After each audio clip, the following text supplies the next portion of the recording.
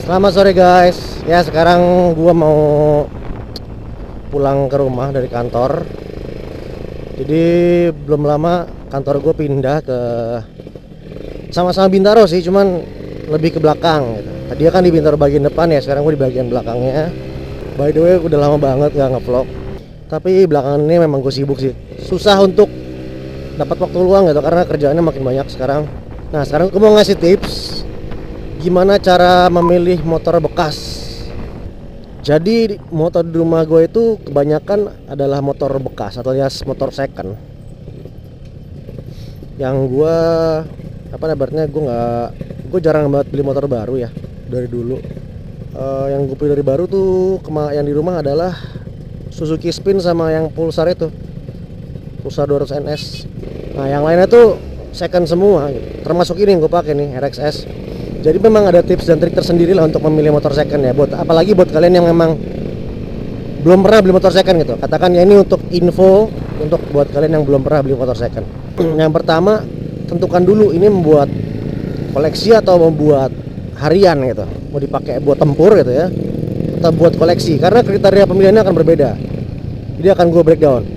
Kalau motor buat harian, yang jelas kan berarti motornya masih prima ya kan, masih enak semua gitu. Masih baru semua partnya, minim PR. Dan yang pasti mungkin untuk sekarang orang-orang mikirnya ya irit itu ya, motor yang awet dan irit gitu kalau untuk harian. Nah lalu kalau koleksi ini lebih apa ya,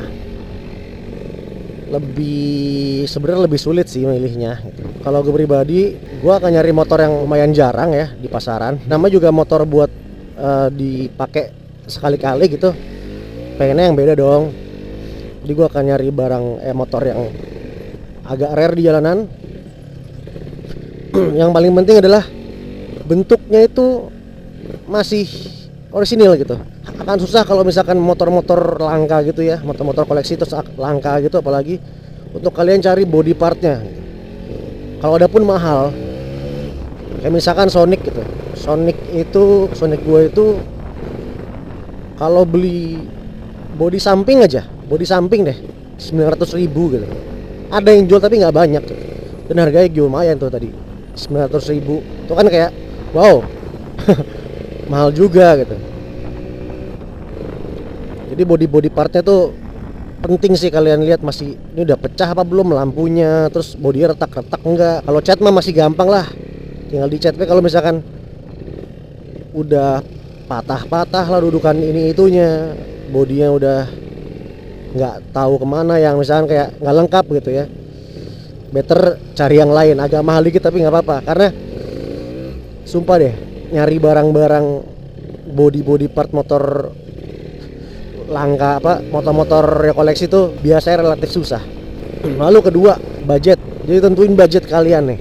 Budgetnya itu sesuaikan sama motor. Jangan pengen beli motor harga 10 juta tapi punya budget cuma 4 juta, itu namanya nggak tahu diri. Oke, kan sudah tahu nih mau pilih apa ya, sudah tahu mau milih motor apa, buat koleksi atau buat harian, sudah tahu budgetnya berapa. Terus banding-bandingin nih sama motor sekelasnya. Lihat spesifikasinya. Habis lihat spesifikasinya, silakan googling atau search di internet iklan-iklan online kayak OLX atau Kaskus gitu. Atau mungkin kalau kalian masih suka baca koran, ada koran namanya Pos Kota, itu isinya iklan semua motor, mobil gitu. Cuman makin lama makin sedikit sih karena ada iklan di internet ya. Gratis pula gitu internet. Setelah itu, kalau sudah dapat barangnya di internet misalkan, biasain itu ketemu langsung sama yang punya. Jadi jangan minta dikirim, jangan minta apa, karena pengalaman gue nih, di foto sama di asli itu beda men. Jadi bisa dikatakan di foto kinclong banget ya, aslinya wah butek gitu warnanya. Jadi beda. Better kalian ini lagi, cross check lagi. Jadi ketemuan lah sama pemiliknya, janjian mau COD di tengah jalan atau COD di rumah dia, rumah pemiliknya, terserah kalian. Habis itu ada fase setelah ini ketemuan nih, ada lagi fase inspeksi. Jadi ketika ketemuan nih lihat motornya, jangan lihat luar doang, lihat-lihat bagian-bagian yang kayak kolong-kolongnya ini mesinnya rembes apa enggak gitu. Terus standar tengah nih, goyang-goyangin bannya, goyang apa enggak. Nah, lalu setelah itu test drive ini juga penting gitu. Karena test drive itu menentukan pengalaman berkendara. Jadi kamu bisa dapat riding experience dari test drive tadi, rasain apakah motornya bener-bener enak gitu ya. Jadi kalau yang nggak enak ngapain dibeli, kecuali harganya memang murah banget itu ya. Silakan kalau kalian memang pengen ngerjain PR-nya itu misalkan.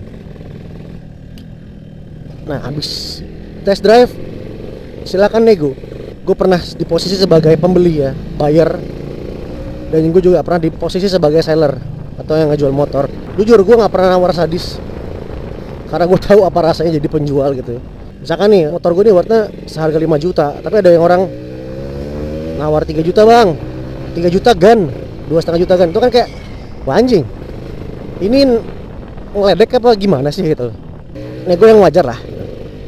Nah mungkin segitu aja ya tips and trick membeli motor bekas dari gue. Kita akan ketemu di lain waktu. Dikicu pamit dari sini. Ciao.